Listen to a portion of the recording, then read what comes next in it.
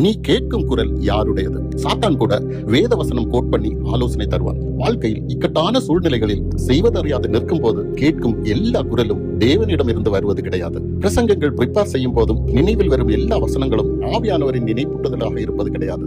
சில சமயங்களில் சாத்தானும் ஒளியின் தூதனின் வேஷம் தரித்து தந்திரமாக ஏமாற்றுகிறான். இவன் வேத வசனம் தான் கோட் பண்ணி பேசுவான், ஆனால் அது சொல்லப்பட்ட கான்டெக்ஸ்டை மறைத்து விடுவான். தவறான சூழலில் அப்ளை பண்ணப்படும் வேத வசனம் பெரிய குழப்பத்தை உண்டாக்கும். வசனம் தவறில்லை, ஆனா சூழல் தவறு. சூழல் மாறினால் அர்த்தம் மாறும், அர்த்தம் மாறினால் அதற்குள் மறைந்துள்ள ஆவிக்குரிய சத்தியமே மாறிவிடும். இயேசுவிடமும் இந்த வார்த்தை விளையாட்டை சாத்தான் அரங்கேற்றினான். அவர் தேவாலய உப்பரிக்கையில் நிற்கும் போது குதிக்க சொன்னான். கூடவே சங்கீதத்திலிருந்து வசனத்தையும் கோட் பண்ணினான். அவர் தம்முடைய தூதர்களுக்கு கட்டளையிடுவார், அவர்கள் உன் பாதம் கல்லில் இடராதபடி தங்கள் கரங்களில் உன்னை ஏந்தி கொண்டு போவார்கள் என்ற வசனத்தை குறிப்பிட்டார்.